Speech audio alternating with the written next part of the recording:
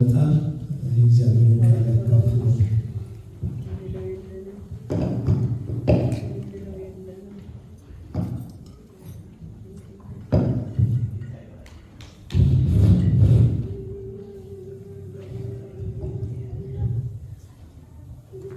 ክብር ሁሉ ለማን ይሁን? ስለ ጌታ ክብር ይስከበልና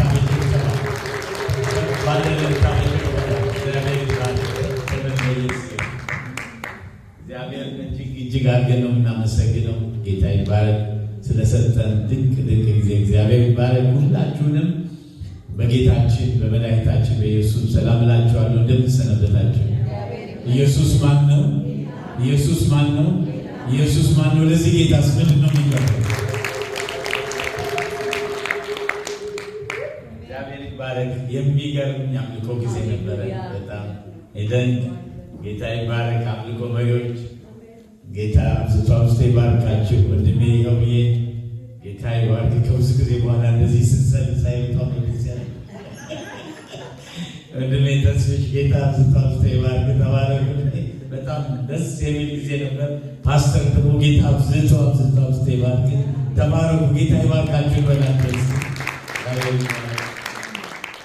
በዚህም ደግሞ የሚያገለግሉ የነበሩ የጸሎት ጓድን ማታም ትናንት ቅዳሜ እዚህ ነበርኩ። በጣም ድንቅ የጸሎት አገልግሎት ነበር።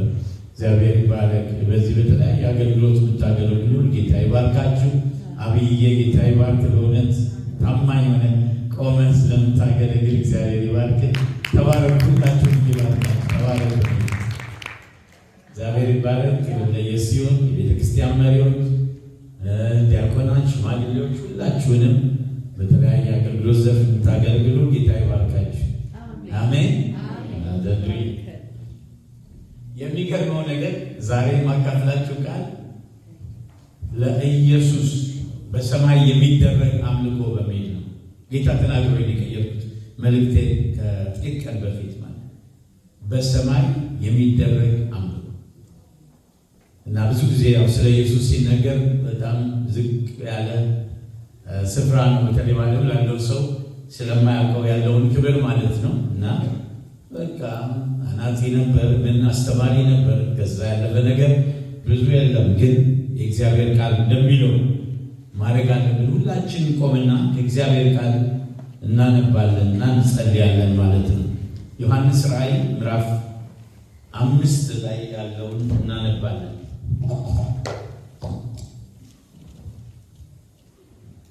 የመልእክቴ ርዕስ የሆነው ለተቤዣችን በሰማይ የሚደረግ አምልኮ፣ ለተቤዣችን ለጌታችን ለኢየሱስ ክርስቶስ በሰማይ የሚደረግ አምልኮ በሚል ሁላችሁም ብትችሉ አብራችሁኝ አንብቡ። ቁጥሩ እስከ 14 ብቻ ነው። ዮሐንስ ራእይ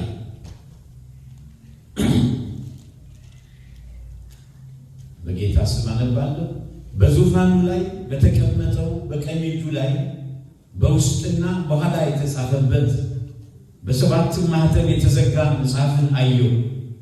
ብርቱ መልአክ መጽሐፉን ይዘረጋ ዘንድ ማኅተሞቹን ይፈታ ዘንድ የሚገባው ማን ነው ብሎ በታላቅ ድምፅ ሲያውጅ አየሁ። በሰማይም ቢሆን በምድር ላይ ቢሆን ከምድር በታች ቢሆን መጽሐፉን ሊዘረጋ ወይም ሊመለከተው ማንም አልተቻለው። መጽሐፉን ሊዘረጋ ወይም ሊመለከተው የሚገባው ማንም ስላልተገኘ እጅግ አለቀስኩ።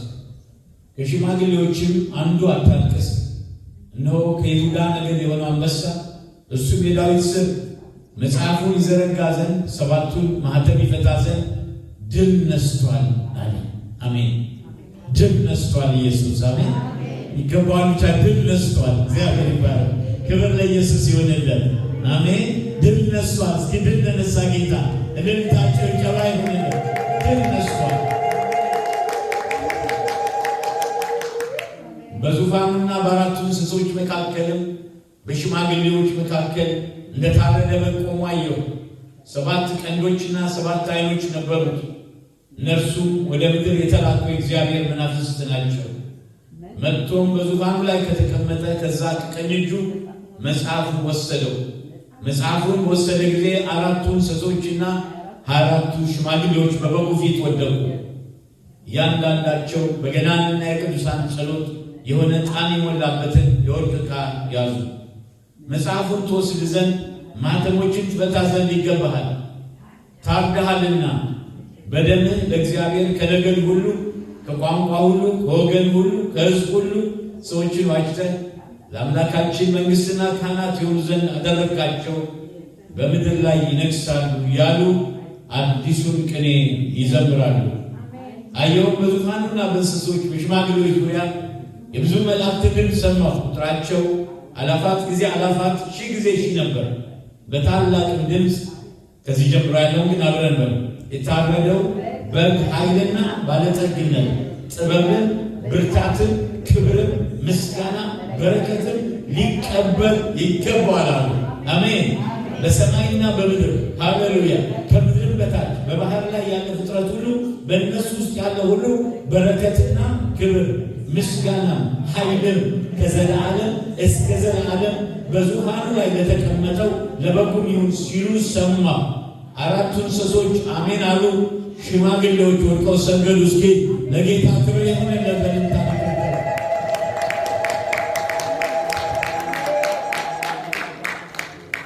ሰማይና ከሰማያት በላይ ያለው ሰማይ ይሸከም ዘንድ የማይችል በክብርህ በግርማህ በኃይልህና በችሎትህ በታላቅነት አንዳች የማይታጣ ሰማያት ዙፋንህ ምድር የእግርህ መረገጫ የሆነች አምላካችን መድኃኒታችን ንጉሣችን እግዚአብሔር ሆይ በጌታ በኢየሱስ ስም ስለ ብዙ ማዳንህ፣ ስለ ብዙ ቸርነትህ፣ ስለ ብዙ በጎነትህ ማለቂያ ስለሌለው ርኅራኄና ምሕረትህ ጌታ እግዚአብሔር ሆይ በእውነት ስፋቱ፣ ርዝመቱ፣ ከፍታውና ጥልቅነቱ ለማስተዋል ከመታወቅ ስለሚያልፈው ፍቅርህ በጌታ በኢየሱስ ስም ስምህ ብቻውን ከፍ ከፍ ይበል፣ ከፍ ከፍ ይበል። አባባ ብቻውን ታላላቅ ተአምራት የሚያደርግ የእስራኤል አምላክ እግዚአብሔር ይባረክ ተብሎ እንደጻፈ ብቻህን ተአምራት የምትሠራ ማንም ሊቀርበው የማይችል ብርሃን ውስጥ የምትኖር አምላካችን ጌታችን ንጉሣችን እግዚአብሔር ሆይ እናመሰግናለን።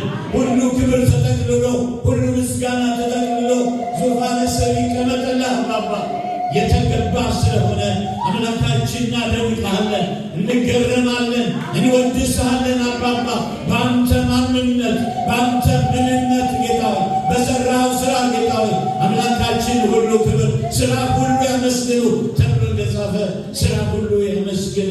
የዘላለም አባት እግዚአብሔር ሆይ አንተ ከፍ ያልክ ልዑል፣ አንተን የሚመስል ማንም የሌለ አቻና ወደር በሌለው ዙፋን ላይ የተቀመጥ ማንም የማይነቀንቅህ ማንም የማይሽርህ ማንም የማይለውጥህ እግዚአብሔር አምላካችን ሆይ ሁሉ ክብር ላንተ ይሁን።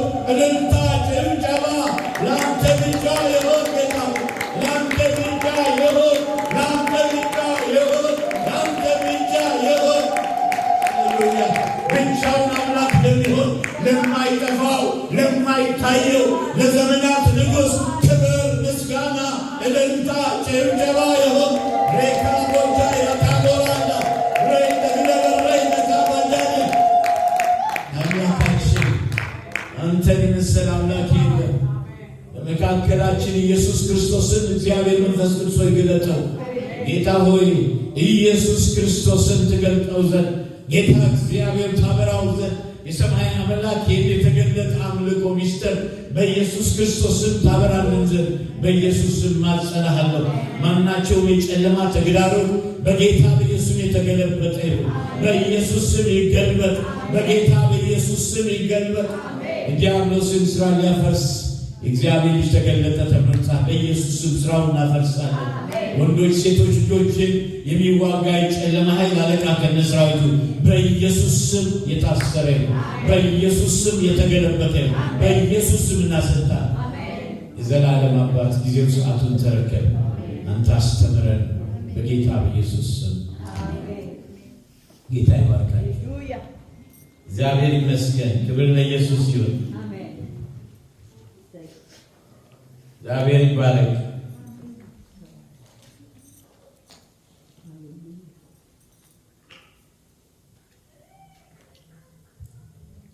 በተለያየ ችግር የምታልፉ የተለያየ ሁኔታ ውስጥ የምታልፉ አንድ ሚስጥር ልንገራችሁ። ተግዳሮት በሕይወት በጤና በስራችሁ ሊሆን ይችላል፣ በልጆቻችሁ፣ በትዳራችሁ እንደገና አሁን ደግሞ በሚወራው ነገር ማለት ነው። የሚወራ ነገር አለ። ከተማው ላይ አገሩ ላይ የዓለም ሁኔታ እየተቀየረ ነው ያለው። በጦርነቱ ጉዳይ ብዙ የሚያስጨንቅ ነገር አለ። ነገር ግን አንድ ሚስጥር ነግራቸዋለሁ። የሁሉ ጌታ የሆነው እግዚአብሔር ዙፋኑ ላይ ሲክብር ለጌታ እንስጠው። አሳዩ አመልክቶ ለዙፋን ሁሉ በሁሉ የሆነው ጌታ ዙፋኑ ላይ አለ። የማይነቃነቅ የማይደክም የማይለወጥ ዙፋን ላይ ነው። አሜን። ክብር ለጌታ ይሁንለት። ይህንን ማወቅ ብቻ ነገሮችን ይለውጣል ወገኖቼ። ስለዚህ ነው ስናመልከው ምንም እስከማይቀርልን ድረስ ልናመልከው የሚገባ ሁሉን የሆነውን ሁሉ በሙሉ ለሱ ሰጠን። እንደገና ያለን የምንለውን ነገር በሙሉ ለሱ ሰጠን ልናመልከው ይገባናል። እግዚአብሔር ይባረክ። ዮሐንስ ራእይ ምዕራፍ 4 እና 5 ላይ ያለው አብሮ የሚሄድ ነው፣ ግን 5 ላይ ነው ያው በጊዜ የተነሳ ዮሐንስ 4 ላይ ማነው ራእይ 4 ላይ የምታዩት እግዚአብሔር አብ ሲመለክ ነው የምታዩት። በሚያስገርም ክብር ማለት ነው። ዙፋኑ ላይ ተቀምጦ ዙፋን የሚል ነገር ደጋግሞ ወደ 14 ጊዜ በእነዚህ ሁለቱ ቦታዎች ላይ ተጠቅሶ ታገኛላችሁ። ዙፋን በቃ የስልጣን መሰረት ነው፣ የሉዓላዊነት መሰረት ነው። እግዚአብሔር የማይገዛው መንግስት፣ እግዚአብሔር የማይገዛው ፕላኔት፣ እግዚአብሔር የማይገዛው ዩኒቨርስ ወይም ጋላክሲ የለም። በሁሉ ላይ ብቻውን ይገዛው ዙፋን ይላል። ያ ዙፋን ደግሞ የሚገርም ነው። ማንም ሊቀርበው የማይችል ብርሃን ውስጥ እግዚአብሔር ይኖራል ይላል አንደኛ ጢሞቴዎስ 6:16 ላይ ማንም ሊቀርበው ሊጠጋው በማይችል ብርሃን ውስጥ የሚኖር የማይደፈር የማይገሰስ የማይለመድ አምላክ ነው። አምላካችን በጣም ትልቅ ሆነ ከተናገርነው ከሰበክነው በላይ ሆነ ከተረዳነው ግሊምስ ነው። ትንሽ ብልጭታ ነው ዮሐንስ ያየውን ነገር የሚናገር ልክ መጣና ወደ ልክ 4 ላይ ጌታ ሲወስደው ሲነጠቅ ማለት ነው ያየውን ብልጭታ ነው የተናገረው። ዳርቻው ግን አይደለም።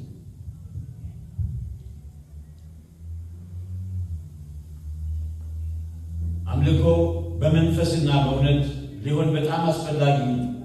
በግል የክርስትና ሕይወታችን ሆነ ለቤተ ክርስቲያን በጣም መሰረታዊ ነው። ቤተ ክርስቲያን የሚያስፈልጋት ምንድነው ብትሉ ስለ ኢየሱስ ክርስቶስ መገለጦች እንደ እግዚአብሔር ቃል የሆነ መገለጦች መሞላት አለባት። ቤተ ክርስቲያን የሚያስፈልጋት የሞራል ትምህርት አይደለም። በእርግጥ የሞራል ትምህርት በዛ ውስጥ አለ።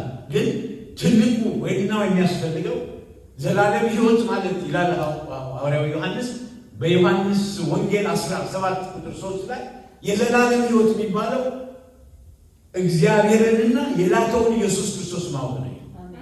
ምን አይነት እውቀት ነው! የሚገርም የክብር አባት የጌታ ኢየሱስ ክርስቶስ አምላክ እርሱን በማወቅ የሆነ የጥበብና የመገለጥ መንፈስ እንዲሰጣችሁ ለምናለሁ። ማንን በማወቅ? እሱን በማወቅ የሆነ ይህም የልባችሁ ዓይኖች ሲበሩ የመጥራቱ ተስፋ ምን እንዲሆን በቅዱሳን ዘንድ ያለው የእርሱ ክብር ባለጠግነት ምን እንዲሆን ለምናምን ከሁሉ የሚበልጠው ኃይሉ ታላቅነት ምን እንደሆነ ታውቁ ዘንድ ዓይኖቻችሁ ይብሩ ነው የሚል እሱን ለማወቅ እግዚአብሔር በልጁ ኢየሱስ ክርስቶስ ያደረገው የእርሱ ክብር ባለጠግነት ለማወቅ እንዲህ ኃይሉን ታላቅነት ለማወቅ የሚገርም ክርስቶስን ሲያስነሳው ከአለቅነት ከስልጣንም ከኃይልም ከጌትነት ሁሉ በላይና በዚህ ዓለም ብቻ አይደለም፣ ነገር ግን ሊመጣ ባለው ዓለም ደግሞ ከሚጠራው ስም ሁሉ በላይ በሰማይ ስፍራ በቀኙ ሲያስቀምጠው በክርስቶስ ባደረገው ብርታት ጉልበት ኃይሉ ይታያል። ሁሉን ከእግሩ በታች አስገዛለት። ይህን የመሰለ ትርያል እግዚአብሔር ይባረክ። የእሱ ግርማ ይተንጃለ በብልሃት የተፈጠረው ተረሳን እንከተል የጌታችን የኢየሱስ ክርስቶስ መምጣትን ኃይል እናስታወቅናቸው። ወገኖቼ አምላክ አላችሁ፣ ያው ኃይለኛ ብርቱ የሆነ አሜን ትላላችሁ ወይ? እስኪ አምላክ አለ ይበሉ። እስኪ እንድታቸው ተባል ሁሉም መለወጥ የሚችል ያለቀ የተቆረጠ ነገር በምድር ሁሉ መካከል የሚፈጽም አምላክ አላችሁ። አበቃ ሲባል የሚጀምር አምላክ አለ። አለቀ ሲባል ጅማሬ የሚል አምላክ አለ። ክብር ለጌታ ይሁን። አዋጅ በአዋጅ የሚቀይር አምላክ አለ። ክብር ይሁን፣ ክብር ይሁንለት። መልእክታ ልጆች አምላክ አላቸው። ብዙ ነገር እናስተምራለን አስተማሪዎች፣ ግን አምልኮ ነው ትኩረት ሊሰጥበት የሚገባው። ብዙ አምልኩት ጌታ። ጥቂት ጥያቄ አቀርቡ ግን ብዙ አምልካችሁ፣ ብዙ አመስግናችሁ፣ ብዙ አክብራችሁት ይሁን ጌታ። እንደዛ ሲሆን በልባችሁ ውስጣችሁ በመገለጥ ስለሚሞላ እግዚአብሔር ብቻውን ከፍ ይላል። እግዚአብሔር በመስገን ሲጀምር ምን እንደሚያደርግ ታውቃላችሁ? ዙፋኑን ይዞ ልባችሁ ላይ ይመጣል። ክብር ለጌታ። ምን ይላል እግዚአብሔር? ምስጋና ሊሰዋ ያከብረኛል ይላል አንድ ቦታ። በዛ ማዳኔን የማሳይበት መንገድ በዛ ሌልና በሌላ ቦታ ላይ እግዚአብሔር መኖሪያ ይላል መዝሙር 22:3 ላይ የሕዝቡ ምስጋና ነው ይላል። God inhabits the praise of his people። መመስገን ሲጀምር እግዚአብሔር ይመጣል። እግዚአብሔር ብቻ አይደለም የሚመጣው፣ መላእክቱ ይመጣሉ። የእግዚአብሔር ሰራዊት ይመጣል። ክብር ለኢየሱስ። ማንም የማይጠጋው ታላቅ የእሳት ሰራዊት ነው የሚመጣው። ታውቃላችሁ አባቶቻችን የሚስጥር ገብቷቸዋል። ንጉሡ ዮሳፍጥ ምንድን ነው ያደረገው? በገና የሚዘረድሩ ትንሿ ላቁት ገባል። ጦረኞቹን አላለ፣ እነሱን አስቀደሙልኛል። እነሱ ማመስገን ሲጀምሩ ሊሆን እንደሚችል ያውቅ ነበር። በእውነት ከዛ ፊት ይህ ነገር አልሆነ። መገለጥ ነው እግዚአብሔር ይሰጥ። እግዚአብሔር ይባላል። ከላይ ዮሐንስ ራእይ ሄዳችሁ ስትመለከቱ ሁሉም አክሊላቸውን በፊቱ የሚያኖርለት እግዚአብሔር ማለት ነው አንድ ነገር ይዟል። የሚቀጥል ስለሆነ በዙፋኑ ላይ በተቀመጠው በቀኝ እጁ ላይ በኋላና በውስጥና በኋላ የተጻፈበት በሰባት ማኅተም የተዘጋ መጽሐፍን አየሁ ይላል። ጥቅልል የመጽሐፍ ጥቅልል ነበር ያለው የነበረው። ይሄ የመጽሐፍ ጥቅልል ደግሞ የውስጥና በኋላ ላይ የተጻፈበት ምን ማለት ነው? ያለቀ የተፈጸመ ትራንዛክሽን ነው። ምንም የሚጨመርበት ቦታ የለውም ጨርሶ። ከኋላም ከፊትም የተዘጋ መጽሐፍ ነው። ምክንያቱም መጽሐፉ ተጽፎ አልቋል። እግዚአብሔር ይባላል። ይሄ ደግሞ ይሄ መጽሐፍ ጥቅልል ሊሆን የሚችለው ወገኖቼ የውርስ ወረቀት ነው፣ ወይም ደግሞ የባለቤትነት ወረቀት ነው፣ ታይትል ዲድ ነው እና ጌታ እግዚአብሔር ለልጁ ለኢየሱስ የገባው ኪዳን አለ። ተመልከቱ፣ ወደ እሱ ዙፋን ሊጠጋ ማንም የለም። ነገር ግን ልጁ እንደመጣና መጽሐፉን ከአባቱ እጅ እንደወሰደ የእግዚአብሔር ቃል በዚህ ቦታ ይናገራል። ያ የተጻፈበትን የውርስ ወረቀት ማንም ሊከፍተው የማይችለውን ማለት ነው።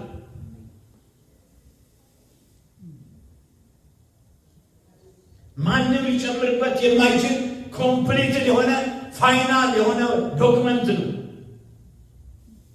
እና ጌታችን ኢየሱስ ክርስቶስ በመስቀል ከከፈለው ዋጋ የተነሳ አባቱ በገባው ኪዳን መሰረት የተሰጠ ታይትል ዲድ ነው።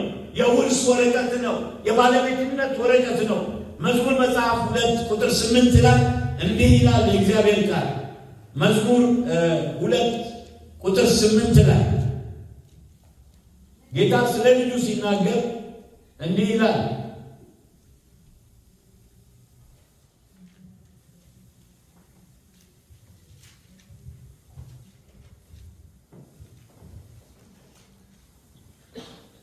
ለምነኝ አሕዛብን ለርስትህ የምድርን ዳርቻ ለግዛት እሰጣለሁ ብሎት።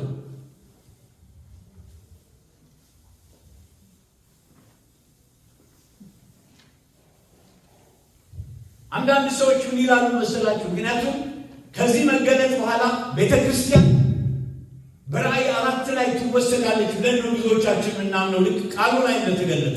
ምክንያቱም ራሱን ሰማይ ነው ያገኘው። ስለዚህ ልክ በራእይ 4 መሰረት ልክ ማለት ነው። ከዛ በኋላ ቤተ ክርስቲያን ናተዋት ትወሰዳለች። ከዛ በኋላ ያለው ግን ፍርድ ጀጅመንት ማለት ነው የመለከት ፍርድና እንደገና ደግሞ የሰባት ጽዋዎች ፍርድ የሚባል አለ።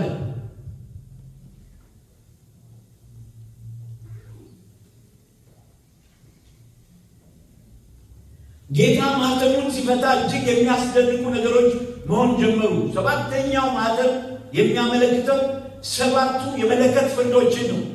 በራእይ 8 ከ1 እስከ 2 ላይ የእግዚአብሔር ቃል እንዲህ ይላል። ራእይ ምዕራፍ 8 ከ1 እስከ 2 ላይ የእግዚአብሔር ቃል እንዲህ ይላል። ሰባተኛውን ማኅተም በፈታ ጊዜ እኩል ሰዓት የሚያክል ዝምታ በሰማይ ሆነ። በእግዚአብሔር ፊት የሚቆሙት ሰባቱ መላእክት አየሁ፣ ሰባትም መለከት ተሰጣቸው ይላል። ከዛም ሰባተኛው መለከት ሲነፋ ታላቁ የእግዚአብሔር ፍርድ ታወጀ፣ የቁጣ ፍርድ ታወጀ። የእግዚአብሔርን የቁጣ ጽዋዎችን ይዞ ይህ ደግሞ እግዚአብሔርን ወደ ፍጻሜ የሚያመጣው ማለት ነው።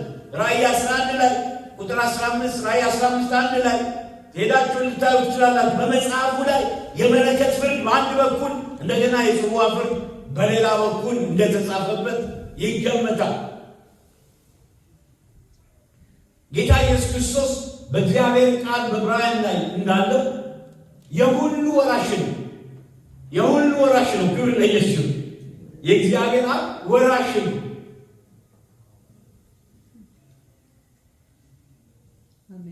ከጥንት ጀምሮ እግዚአብሔር በብዙ አይነትና በብዙ ጎዳና ለአባቶቻችን በነቢያት ተናግሮ ሁሉ ወራሽ ነው እስኪ ባደረገው ደግሞ ዓለማትን በፈጠረበት በልጁ በዚህ ዘመን መጨረሻ ለእኛ ተናገረ።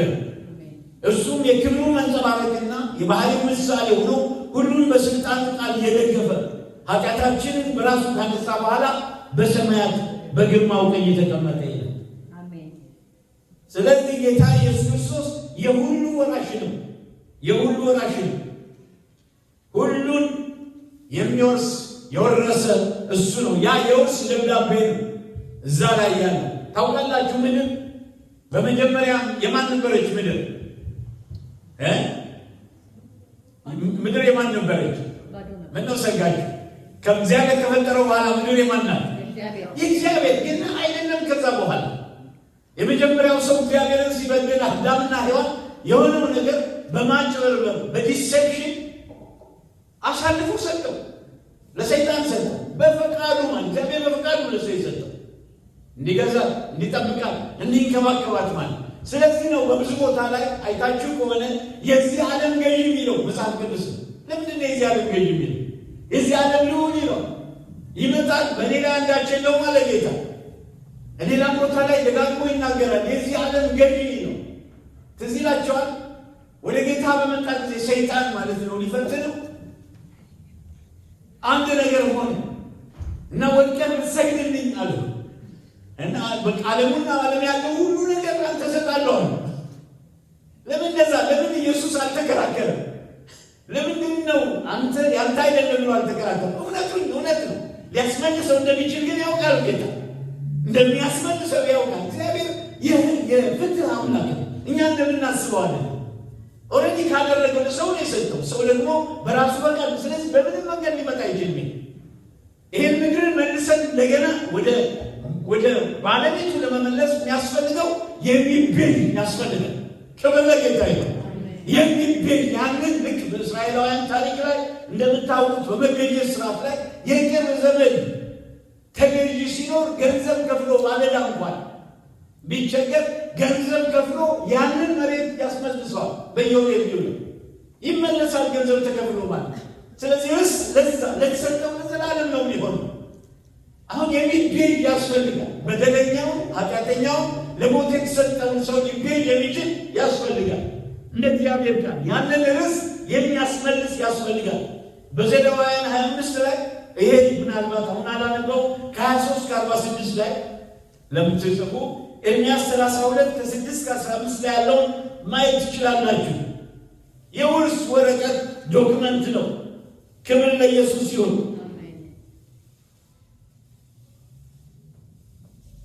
በዙፋኑ ላይ በተቀመጠው በቀኝ እጁ ላይ በውስጥና በኋላ የተጻፈበት በሰባት ማኅተም የተዘጋ መጽሐፍን አየሁ።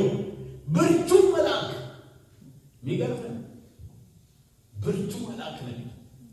ብርቱ ምን ያህል ይበረታ? እግዚአብሔር ብርቱ ካለው ብርቱ ነው። ያ ማለት ደካማ መላእክት አለ ማለት አይመስለኝም። ግን ይሄ ደግሞ ይበረታ ነው።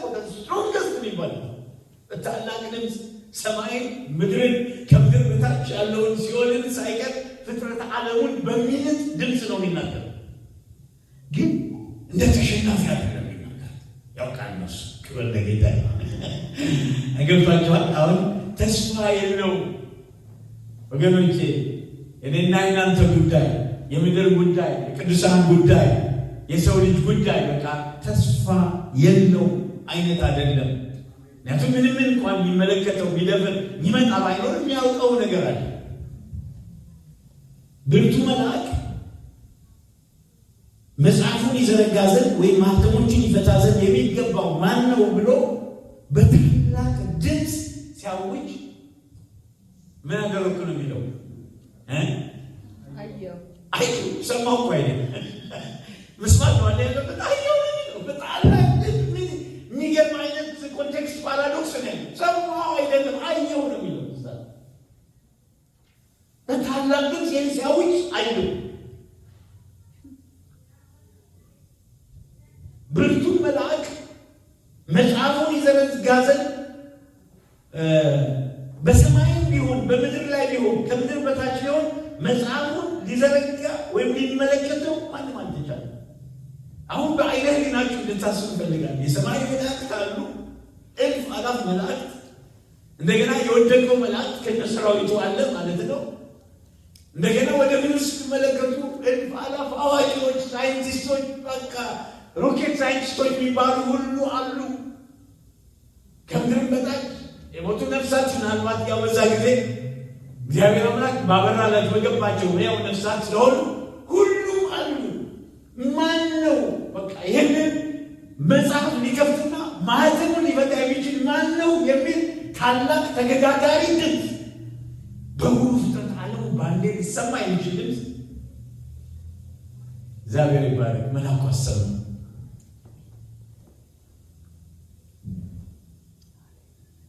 ዛሬ እናንተ ማህተም እንደዛ የሚፈታ አለ። አሜን ትላላችሁ ወይ?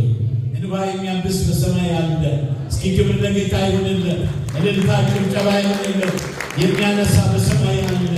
የሚረዳ በሰማይ አለ። ታሪክ የሚቀይር በሰማይ አለ።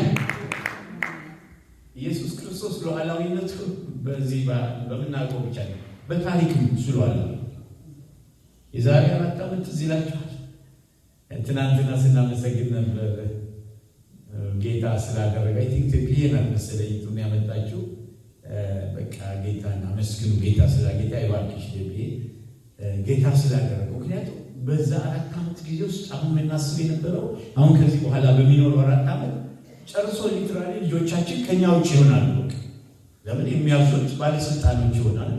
እነዚህ የተቀመጡ ባለስልጣኖች ደግሞ ነፍሳቸውን የማያውቁ በኃጢአት የተጨማለቁ ችግር ላይ ያሉ በቃ እንትናችሁን ቀይሩ ያሉ ለህፃናት የሚያስተምሩ ማለት ነው። የሚያወጧቸው ነገሮች በሙሉ በቃ ጾታችሁን ቀይሩ የሚያሰኙ በጣም የሚያስፈራ። አሁን በእነዚህ 4 ዓመታት የነበረውን ጭንቀት ታውቃላችሁ። ትምህርት ቤት ወደ ልጆች አሏቸው። ጌታ ግን መጣ። አሜን ትላላችሁ። እግዚአብሔር ይባርክ። እግዚአብሔር የሚፈራ መሪ ያመጣ። ክብር ለኢየሱስ። ጌታ ይመስገን። ይሄ ብላችሁ ሌላ ሚሽናው ስተት የለም እያልኳቸዋል። ሰው ነው የጸለይነት ነው ያለ ጥሩ መካሪዎች እግዚአብሔር ይመስገን። የሚገርም ነው። ዛሬ በየሰፈሩ ጸጥታ ነው እንዴ ሰዎች ያሉት ቤት በየቦታው ያለ በቃ እየተገባው ሲገሩ ለጌታ ዘንድ ለጌታ ምንም አይደለም ነው። በታሪክ ላይ ሉዓላዊ ነው አምላካችን። ሉዓላዊ ነው ይሄ አምላካችን ገና ባደረው ኢትዮጵያም ተመልከቱ። ሌላውን ተውት፣ ሌላ ነገር ፖለቲካ ውስጥ አትሉ። ኢትዮጵያ ውስጥ ትናንትና የሚገርም አይነት ትልቅ ክሩሴድ ነበር። መስቀል አደባባይ ላይ የእግዚአብሔር ስም ሲነግስ ኮሚኒስቶች በሞከሩበት አደባባይ የኔና የእናንተ አምላክ የነገስታት ንጉሥ የጌቶች ጌታ ኢየሱስ ሲከበር እስኪ ክብር ይሁንልን፣ እልልታ ይሁንልን፣ ጭብጨባ ይሁንልን። ባለስልጣናቱ ተገዝተው እነሱ ሁሉ ያገለገሉ ቦታውን እየጠበቁ ወገኖቼ፣ ታሪክ በእጁ ውስጥ ነው ያለው። ታሪክም የእኛም ድል ፋንታ በእጁ ነው ያለው። የምድርም ድል ፋንታ በእጁ ነው ያለው። የሳይንቲስቶችን ፕሬዲክሽን አትመልከቱ። መጽሐፍ ቅዱስ ይዛ አፕ ቱ ዴት ከመጽሐፍ ከሳይንቲስት ከምናምን ፕሬዲክሽን በላይ አፕቱዴት። አንድ ሰሞን ምናልባት እናንተ ብዙዎቻችሁ ልጆች ልትሆኑ ትችላላችሁ፣ ግን አንድ የሚያስፈራ ነገር ከጀርመን አንድ ሳይንቲስት ጁፒተር በከፍተኛ ፍጥነት ወደ ምድር እየተምዘገዘገች ስለሆነ አደጋ ላይ ናት ምድር ብለው ተናገሩ ማለት ነው። እና የሚገርማቸው ነገር እነሱ ብቻ ነው የራሻ ሳይንቲስቶች ሌሎቹም ተናገሩ ማለት ጁፒተር እንደ ሰው ያው እንደ ሰው እንደሚያውቀው እንደተረዳው 5 ጊዜ ምድርን ያክል እንትን ያላት ስፋት እና እንትን ያላት ናት ማለት ነው። ክብደት ያላት ናት። ሰው በቀጥታ ብትመጣ በቃ ምድር የሚባል ነገር ይጨፈለቃል። እኛ የምንለው ሰማይና ምድር በዚህ መንገድ እንደሚያልፉ አናውቅም። ግን ወዲያው ተቀየረ። ተሳስተው ነው ያዩት ብሎ ሌላ ሳይንቲስት እሷ ከስፍራው አልተነቃነቀችም። መሐሯን እሱ ሲናገር ብቻ ክብር ለኢየሱስ ይሁንለት። አሜን። እሱ ሲናገር ሆነ። አሜን። ሲናገር ብቻ የሆነለት የኔና የእናንተ ጌታ ኢየሱስ ብቻ። ክብር ለኢየሱስ ይሁንለት። አሜን። ሁሉም በመሐሩ የእሱ ትእዛዝ አለ። እግዚአብሔር ይመስገን። በጣም የሚያስገርመው ነገር ታሪክም ሆነ ነገር በኢየሱስ እጅ ነው ያለው። አሜን ትላላችሁ? ስለዚህ የምናመልክበትን በዚህ መጽሐፍ የተጻፈው አንድ በጣም ዋና 4 ምክንያቶች እናገርና ጨርሳለሁ። ለምንድን ነው ጌታን ማምለክ ያለብን? ኢየሱስ ክርስቶስን አብም ይመለካል። ኢየሱስ ክርስቶስ ለምንድን ነው የሚመለከው? እነዚህ በጣም ዋናና በጣም ኮምፔሊንግ የሆኑ ምክንያቶች ናቸው። እግዚአብሔር ይባላል።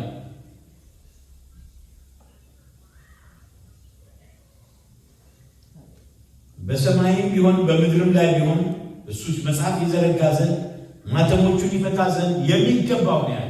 የሚገባው ማን ነው ብሎ በታላቅ ድምፅ ሲያውጅ አየሁ። በሰማይ ቢሆን በምድር ላይ ቢሆን ከምድር በታች ቢሆን መጽሐፉን ሊዘረጋ ወይም ሊመለከተው ማንም አልተቻለው።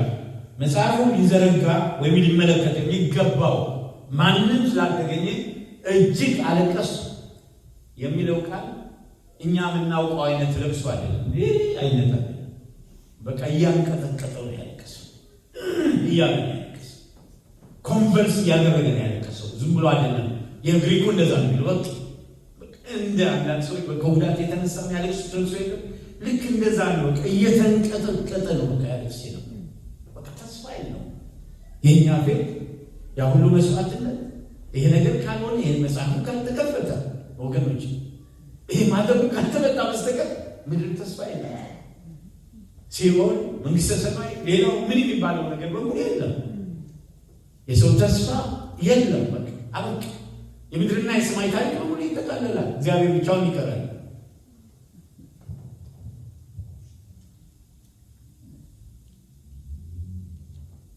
መጽሐፉን ሊዘረጋ ሊመለከት የሚገባው ማንም ስላልተገኘ እጅግ አለቀሱ።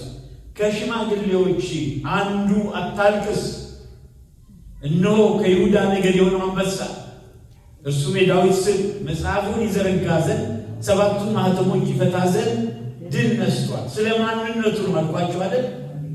ስለ ጌታችን በዙፋኑና በአራቱ እንስሶች መካከል በሽማግሌዎች መካከል እንደ ታረደ በግ ቆሞ አየሁ። 7 ቀንዶችና 7 ዓይኖች ነበሩት። እነርሱም ወደ ምድር ሁሉ የተላኩ የእግዚአብሔር መናፍስት ናቸው። መጥቶም በዙፋኑ ላይ ከተቀመጠው ከዛ ከቀኝ እጁ መጽሐፉን ወሰደው ይላል። በጣም የሚያስገርማችሁ ነገር እዚህ ቦታ እንድታዩ የምፈልገው በጣም የተለያዩ 3 የክብር ማዕረጎችን ማንነቱን በተመለከተ በዚህ ቦታ ላይ ይናገራል። የመጀመሪያው ከይሁዳ ነገድ የሆነው አንበሳ ይላል። እግዚአብሔር ከዘመናት በፊት ለእግዚአብሔር ሕዝብ ማለት ለያዕቆብ የገባውን ኪዳን ያዕቆብ ያንን ዘንግ ማለት ያን የስልጣን ዘንግ ለይሁዳ ሲሰጥ የሚያሳይ ቦታ አለ። በዘፍጥረት 49 ላይ ከ8 እስከ 10 ላይ ዘፍጥረት 49 ከ8 እስከ 10 በላይ የታነብልኝ። ሃሌሉያ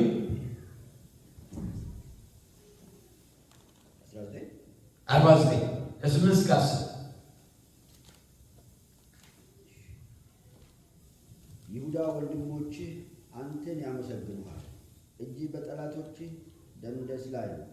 የአባትህ ልጆች በፊት ይሰግዳል። ይሁዳ የአንበሳ ደቦል ነው። ልጄ ሆይ ከአዳን ወጣ። እንደ አንበሳ አሸመቀ፣ እንደ ሴት አንበሳ አደባ። ያስነሣውስ ዘንድ ማን ይችላል? በትር መንግሥትህ ከአይሁዳ አይጠፋም።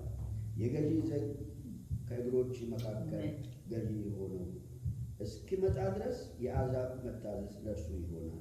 እስኪ መጨረሻዋን ገማት 10 ጌታ ይባርክ። በትረ መንግሥትህ ከአይሁዳ አይጠፋም። የገዢም ዘንግ ከእግሮቹ መካከል ገዢ የሆነው እስኪመጣ ድረስ የአሕዛብ መታዘዝ ለእርሱ ይሆናል። ጌታ ብዙታ ውስጥ ይባርክ። አያችሁ፣ የገዢ ዘንግ እሱ ጋር ያለው ይሁዳ ዘር ነው እና ዋናው እስኪመጣ ድረስ ነው። በሙሉ ሌላው ቲፒዮሎጂ ታውቃላችሁ። እግዚአብሔር አምላክ ፈቃዱ አልነበረም ሳኦል በስልጣን ላይ እንዲወጣ ዝም ብሎ እንደዋላ ይሄ ፍጹም ፈቃዱ አልነበረም። አትሊስት ፍጹም ፈቃዱ አልነበረም። ግን ህዝቡ ገዢ ንጉሥ አስነሳለን ስላለው ነው ሳኦል የሚያስገባው እንጂ በፍጹም ከዘላለም በፊት በእግዚአብሔር ሀሳብ ውስጥ አልነበረም። ሳኦል ግን ያው እንዳልኳችሁ ፍጹም አብሶሉት እንደገና ሪላቲቭ የሆነ ዊል አለው እግዚአብሔር። ከዛ የተነሳ ካልሆነ እስከ ፍጹም ፈቃዱ አልነበረም። ግን ህዝቡን ለመቅጣት ተጠቀመበት ሳኦልን በማምለክ እና ከይሁዳ ነገድ ደግሞ ዳዊት የሚባል ማለት ማቴዎስ ሲጀምር የዳዊት ልጅ ነው። የንጉሥ ዘር ሐረግ ነው የሚናገረው ዳዊት ማነው ማቴዎስ እና የዳዊት ልጅ ነው የሚለው የዳዊት ልጅ ልክ በተጠራበት ሜሳያኒክ በሆነው ስሙ ማለት ነው። እዚህ ይላችኋል ያውን በማርቆስ 10 ላይ የዳዊት ልጅ ኢየሱስ ሆይ አቤቱ ማረኝ አለ። እስከዛ ጊዜ ድረስ ከመጨረሻዋ መስቀል ጊዜ ድረስ ይሄ ስም ሲጠራ አትሰሙም። ግን ያን ስም ይጠራ ነበር ወገኖች። ያ ሜሳያኒክ ስም ነው። ጌታም ተቀበለው ማለት ነው። ከዛ ፊት አይጠሩትም ነበር እንደዛ ብለው የዳዊት ልጅ ኢየሱስ ሆይ ማረን እያሉ ሌሎችም እውሮች ሌላ ቦታ ላይ ጽፏል። የዳዊት ልጅ ኢየሱስ ሆይ ማረን ግን በመጨረሻው የፓሽን ቤት ላይ ነበር። አንበሳ ምሳሌነቱ ክብርን፣ ሉዓላዊነቱን፣ ድፍረትን፣ አሸናፊነትን የሚያሳይ ነው። የእሱን የነጋሲነት የዘር ሐረግ ልብ በሉ። እንደው ጊዜ ሰደር ብቻ ወደዛ ብዙ አልሄድም። ጌታ ኢየሱስ ክርስቶስን የነጋሲነት የዘር ሐረግ 70 ዓመቱ ከመፈጸሙ በፊት መምጣት የግድ ነበረበት ኢየሱስ። ለምን? በ70 ዓመት ላይ በ70 ዓመተ ምህረት ላይ በሙሉ የነበሩ ጄኒኦሎጂ ሪኮርዶች በሙሉ ጠፉ በባቢሎናውያን። ምንም አልነበረም። ጌታ ግን ከዛ በፊት ነው የመጣው እና ከዘር ሐረጉ መዞ የዳዊት ልጅ የተባለው ከዘር ሐረጉ መዞ ልክ እንደ እግዚአብሔር ቃል እንደተገባው ኪዳን ብቅ በዛ መሰረት መጣ ማለት ነው። ጊዜው ሲፈጸም ጊዜው ሲመጣ እንደውም ጥሩ አገላለጽ አለው ገላትያ ላይ 4 ላይ ዘመኑ ሲፈጸም በተፈጸመ ጊዜ ከድንግል ይላል እግዚአብሔር ይባላል። ስለዚህ እሱን የዳዊት ልጅ ማነው የይሁዳ ነገሥት የሆነ አንበሳ የሚለው አንደኛ እዚህ ቦታ ላይ የምናየው የዳዊት ልጅ ነው። የዳዊት ልጅ ነው። በማቴዎስ 1 ላይ የተጻፈው አንደኛው ታይትሉ እሱ ነው። የዳዊት ልጅ ነው ወይም ደግሞ የሰው ልጅ ነው ማለት እንችላለን። እንደገና ይሄ ቦታ ላይ ደግሞ ሄዳችሁ በኢሳይያስ ላይ ሄዳችሁ ስትመለከቱ ታገኙታላችሁ። ኢሳይያስ መጽሐፍ ላይ ትንቢተ ኢሳይያስ ምዕራፍ 11 ከእሴይ ግንድ በትር ይወጣል ከስሩም ቁጥቋጦ ያፈራል ይላል።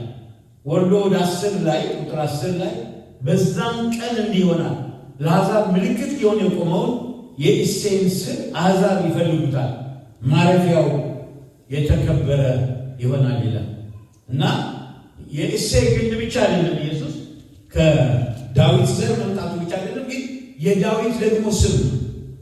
አሜን። ይሄ ግን ሊሆን ይችላል ልጅ ነው። እንደገና ደግሞ ፈጣሪ ነው የሚለው ስር ማለት እኮ ምንጭ ነው። የእሴይ ሥር ኢየሱስ ነው። እግዚአብሔር ይባላል። ይህን የመሰለ ፓራዶክስ ነው ያለ እና ደቀ መዛሙርት ማን ይጠይቃቸው ነበር እንትኖችን ፈሪሳውያን በማቴዎስ ምዕራፍ 22 ላይ ፓስተር ታለብልኛል። ማቴዎስ 22 ከቁጥር 41 እስከ 46 ያለው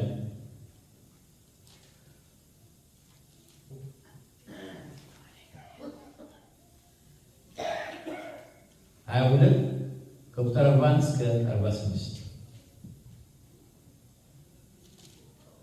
ፈሪሳውያን ተሰብስበው ሳሉ ኢየሱስ ስለ ክርስቶስ ምን ይመስላችኋል? የማንስ ልጅ ነው ብሎ ጠየቃቸው። የዳዊት ልጅ ነው አሉ። እርሱም እንኪያስ ዳዊት ጌታ ጌታዬን ጠላቶቼን የእግር መረገጫ እስካደርግልህ ድረስ በቀኜ ተቀመጥ አለው ሲል እንዴት በመንፈስ ጌታ ብሎ ይጠራዋል? ዳዊት ጌታ ብሎ ከጠራው እንዴት ልጁ ይሆናል አላቸው። አንድም ቃል እንኳ ይመልስለት ዘንድ የተቻለው ማንም የለም።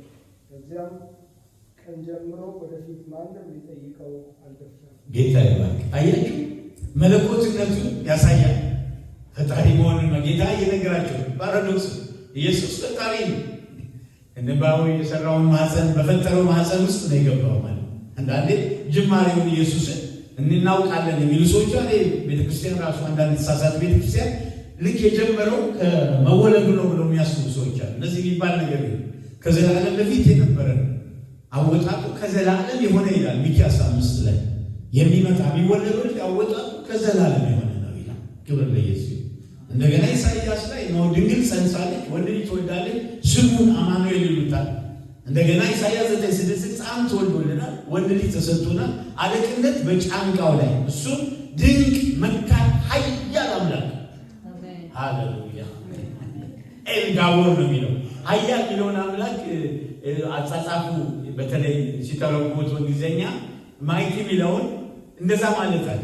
ስትሮንገስት ማለት ማንም አቻ የሌለው አምላክ ኃያል አምላክ የዘላለም አባ ኤልጋቦር ነው የሚለው ዕብራይስጥ የሰላም አለቃ ተብሎ ይጠራል። ሁለተኛው አምላክነቱን የፈጠረው እሱ ስለሆነ እንደገና ያው የዳዊትም አምላክ ነው የዳዊትም ልጅ ነው።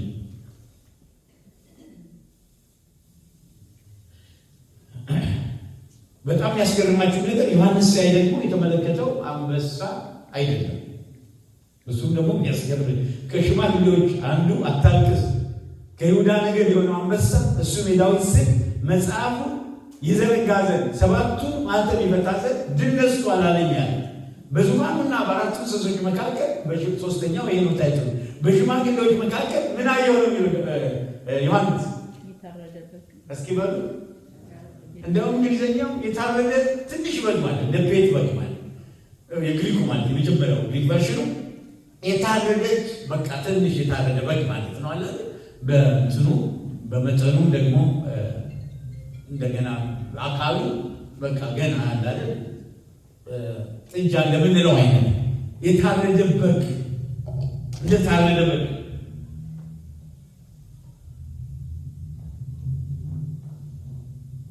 እንደታረደ በግ ቆሞ አየሁ። 7 ቀንዶችና 7 ዓይኖች ነበሩት። እነሱ ወደ ምድር ሁሉ የተላኩ እግዚአብሔር መናፍስት ናቸው። ክብር ለጌታ። የሚገርመው የታረደው በግ ቆሟል፣ አልወደቅም። አሜን። ምነው ዝም አላችሁ? የታረደ በግ መቆም አለበት እንዴ? ታርዷል እኮ በቃ ቫዮለንትሊ ነው የታረደው ነው። ግን ቀጥ ብሏል። ምን ማለት ነው?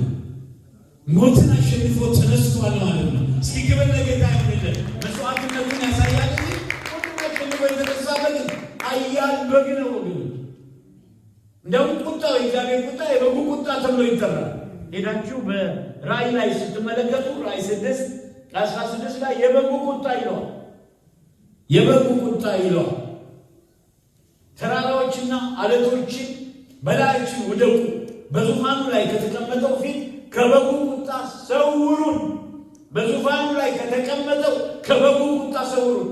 በጉ ይመስለን ዝም ብሎ እኛ ምናውቅ አይነት በእርግጥ በግ ሆኖ መጥቶ ስለኛ ተርቧል በትህትና ዝቅ ባለ መንፈስ። ነገር ግን ይገለጣል። ሲገለጥ አንበሳ ብቻ አይደለም፣ ኃይለኛ ቁጡ በግ ሆኖ ነው የሚነሳ። ለየት ያለ ነው የጌታ ባህሪ ማለት ቁጡ በግ በቃ የሚያስፈራ ቁጣው ኃይለኛ የሆነ ከቁጣው ሰውሩን። ታላቁ የቁጣው ቀን መጥቷል፣ ማንስ ሊቆም ይችላል አሏቸው ነው የሚለው። እንደገና በበጉ ደም ነው የሚነጻው ይላል ራእይ 7:14 ላይ የሚነጻው ከስምዖን ነገድ ምዕራፍ 7:14 ላይ እንዲህ ይላል፣ እኔም ጌታ ሆይ አንተ ታውቃለህ አልኩት። ነጭ ልብስ ለብሰው የዘንባባ ዝንጣፊ ይዘው ወደ አምላካቸው ዙፋን የሚሄዱ ማለት ነው። እነዚህ እነማን ናቸው ባልኩት ጊዜ አለኝም እነዚህ ከታላቁ መከራ የመጡ ናቸው። ልብሳቸው አጥበው በበጉ ደም አነጹ። የበግ ደም ብቻ ነው የሚያነጻው የሰው ልጅ ኃጢአት። ክብር እስኪ ለጌታ ይሁን። አሜን። የበጉ ደም ተበቀበቻ ቤተ ክርስቲያን በራእይ 19:7 ላይ የበጉ ሙሽራ ተብላ ተጠርታለች። በራእይ 21:9 ላይ የበጉ ሙሽራ በጉ የሚለው መሪ ሐሳብ ስለሆነ ከዘፍጥረት እስከ ራእይ ድረስ ባሉት በእያንዳንዱ ቦታዎች በሙሉ ይህንን የበግ ነገር ታላችሁ። ክብር ለኢየሱስ ይሁን። ምክንያቱም መሪ ነው። ክብር ለኢየሱስ ይሁን። የጌታ ኢየሱስ ክርስቶስ ስራና ማንነት ስለሚገልጥ ማለት የተቤዠንን ጌታ እንደገና ደግሞ ስራውን ስለሚገልጥ ማለት እንደ ታረደ ቆሞ አየሁ። ይሄ ከዘመናት በፊት የብሉይ ኪዳን ጥያቄ ነበር። ትዝ ይላችሁ ከሆነ ዘፍጥረት 22:7 ላይ ይስሐቅ አባቱን የመስዋዕቱ በግ ወዴት ነው ብሎ ጠየቀው። ሃሌሉያ! ይሄ ከብዙ ዘመን በኋላ በዮሐንስ ተመለሰ። ምን በሚል ዮሐንስ 1:29 ላይ እነሆ የዓለምን ኃጢአት የሚያስወግድ የእግዚአብሔር በግ። ሲክብር ለጌታ ይሁንለት ወገኖች። የበጉ ምሳሌ ስንረዳው የሚያስደንቅ መንፈሳዊ እውነት ይዟል። የሚያስገርም 7 የፍጻሜ ቁጥር ነው። 7 ኃይሎች፣ 7 ቀንዶች፣ 7 መናፍስት ይላል። ይሄ የሚለው ሁሉን አዋቂነቱን፣ ሁሉን ቻይነቱን፣ በሁሉ ቦታ መገኘቱን ነው። ይሄ ደግሞ ኦምኒፕሬዘንስ ኦምኒሸንት ማለት ነው። እንደገና ደግሞ ኦምኒፖተንት የሚባለው ይሄ ባህሪ የእግዚአብሔር ብቻ ባህሪ ነው። ክብር ለኢየሱስ። አምላክነቱን ያመለክታል። ይሄ በዝም ብሎ አይደለም። ክብር ለኢየሱስ።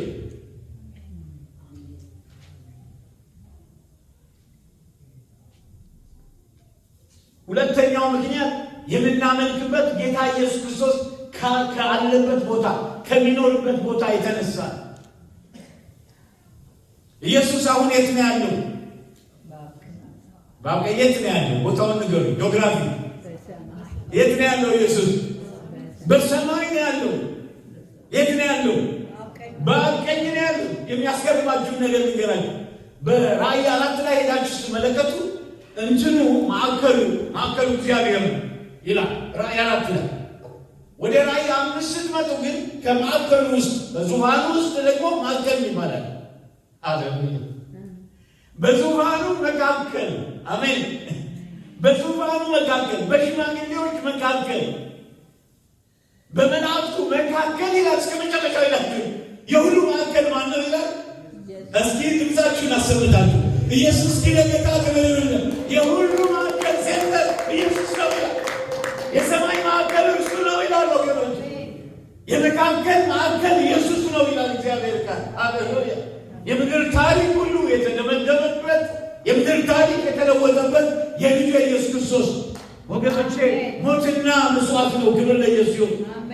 አሁን የሚኖረው ኢየሱስ መንግሥተ ሰማይ በአባቱ ቀኝ ነው ያለው። በዙፋኑ መካከል ላይ ነው የተቀመጠው። in the center of the throne። ክብር ለኢየሱስ። ስለዚህ የፍጥረት ዓለሙ ትኩረት በሙሉ ኢየሱስ ላይ ነው። አሜን ትላላችሁ ወይ? ክብር ለኢየሱስ ይሁን። ኢየሱስ አሁን በበረት አይደለም፣ በኢየሩሳሌም አይደለም፣ በመስቀል ላይ አይደለም፣ በመቃብር አይደለም። ሃሌሉያ! ሞትና መውጊያውን ሰብሮ ሃሌሉያ አርቆ በአባቱ ቀኝ በክብር አለ፣ በክብር ይመለሳል። ኢየሱስ ጌታ ነው። ሃሌሉያ! ሁሉንም ከልቦታች አስገድቆልን ማለት ነው። እያንዳንዱ ጠላቶቹን ድል አድርጎ ዙፋን ላይ ተቀምጧል። ሁሉን ይቆጣጠራል። ሃሌሉያ! እርሱ ተሰቃየ፣ ተራበ፣ ተጠማ፣ ዋጋ ከፈለ። ወገኖች ሕይወቱን አሳልፎ ሰጠ፣ ተናቀ፣ ተዋረደ፣ የሾህ አክሊል ተደረገበት። ወገኖች ነገር ግን ሃሌሉያ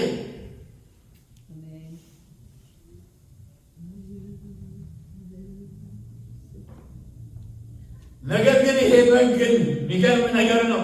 ሞትን ድል አድርጎ ከተነሳ በኋላ በአባቱ ቀኝ ላይ የተቀመጠው እንደገና በቀኝ ላይ በዙፋኑ ላይ ያለው ይላል። ሕያው የሆነ የነገሰ የእግዚአብሔር በግ። ክብር ለኢየሱስ ይሁን። ጌታ ሞትን አሸንፎ ተነስቷል። ሞትን አሸንፎ በአባቱ ቀኝ ሕያው ሆኖ አለ። ክብር ለኢየሱስ ይሁንለት። በዙፋኑ መካከል ያለው እሱ ነው። ክብር ለኢየሱስ ይሁን። ሶስተኛው ምክንያት የምናመልክበት ከሰራው ስራ የተነሳ ሶስተኛው ምንድነው የሰራው?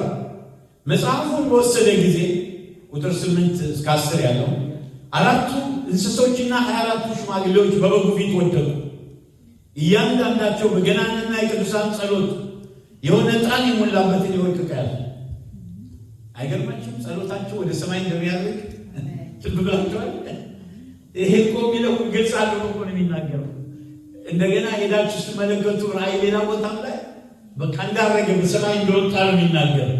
በበጉ እያንዳንዳቸው በገናንና የቅዱሳን ጸሎት የሆነ ዕጣን የሞላበትን የወርቅ ዕቃ ያዙ ነው የሚለው እና መጽሐፉን ትወስድ ዘንድ ማተሞችን ትፈታ ዘንድ ይገባሃል፣ ታርደሃልና በደምህ ለእግዚአብሔር ከነገሩ ሁሉ ከቋንቋ ሁሉ ከወገን ሁሉ ከሕዝብ ሁሉ ሰዎችን ዋጅተን ለአምላካችን መንግሥትና ካህናት ይሆኑ ዘንድ አደረግካቸው። በምድር ላይ ንግሥት እግዚአብሔር ይባል። እግዚአብሔር እኛ እንዳነገሰ ታውቃላችሁ፣ ትፈሩታላችሁ። የእግዚአብሔር ቃል ለወደደን ከኃጢአታችን በደሙ ላጠበን መንግሥትን አባቱና ለአምላኩ ለዘላለም ካህናትና ነገሥታት ነው የሚለው ትክክለኛው ትርጉም። ላደረገን ለእርሱ ክብር። አሁን ነገሥታት የሚለው ነገር ትንሽ ለሰው ይከብደዋል ወገኖች። እኛ በትናንሽ ቦታዎች ላይ እግዚአብሔር አምላክ ርስት የሰጠን ሰዎች ንጉሥ ማለት በዛ ባለበት ቦታ የበላይ የሆነ ማለት ግን የነገሥታቱ ንጉሥ ነን ማለት ሳይሆን የነገሥታት ንጉሥ ይናል። ነገሥታት ግን ብሎነ ካህናት አድርጎነ ነገሥታት የሚገርም ነው ወገኖች። እስኪ ለዚህ ጌታ ክብር ስጡ።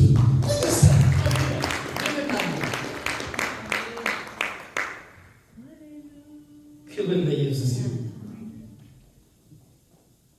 አደረግካቸው በምድር ላይ ይነግሳሉ ያሉ አዲስን ቅኔ ይዘምራል። ከሰራው ስራ የተነሳ አታልቅስ አለው አይደል ዮሐንስን መልአኩ።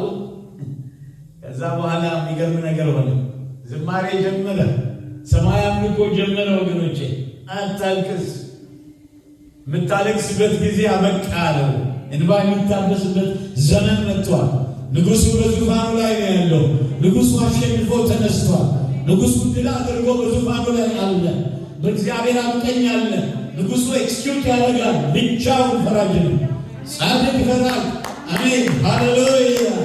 ወልድ ሃሌሉያ በሁሉ ላይ ይፈርዳል ይላል። ሃሌሉያ ወፍርድን ሁሉ ለወልድ ሰጠው እንጂ አብ በአንድ ሰው እንኳን አይፈርድም ይላል መጽሐፍ ቅዱስ። ዳንኤል 7 ላይ እንዲህ ይላል፣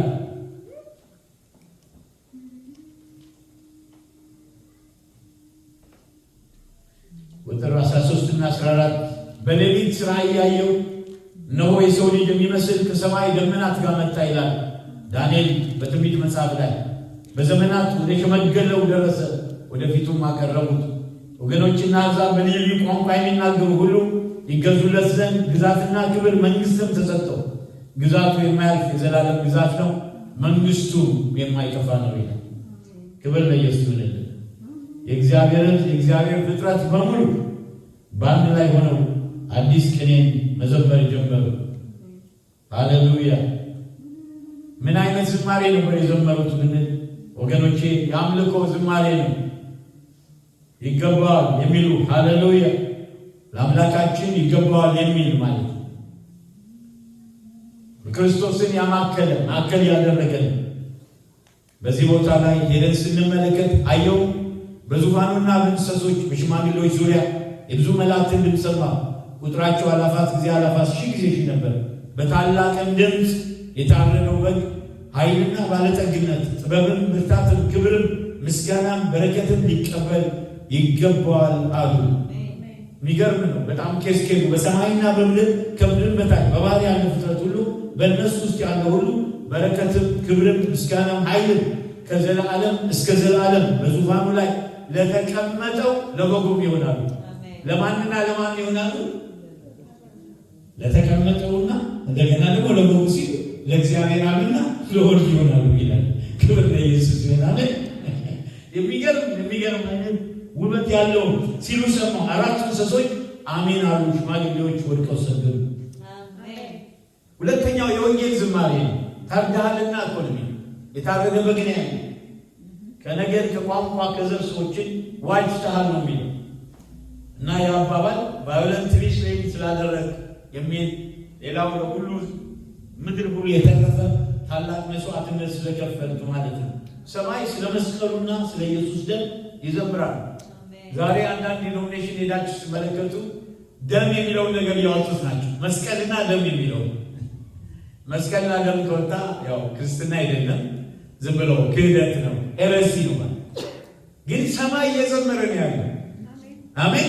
ለታረደው በግ ሃሌሉያ አሜን። ከበጉ ደምና ከምስክርነታቸው ቃል የተነሳ ድል ነሱት ይላል። የወንድሞቻቸው ከሳሽ የእህቶቻችን ከሳሽ ተጥሏልና ይላል። ክብር ለጌታ ይሁንልን። እልልታ ጭብጨባ ለእርሱ ይሁንልን። አሁን እየተዘመረ ያለው